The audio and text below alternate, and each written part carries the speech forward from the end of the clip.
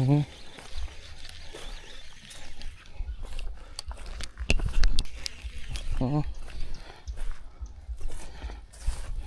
วที่สอง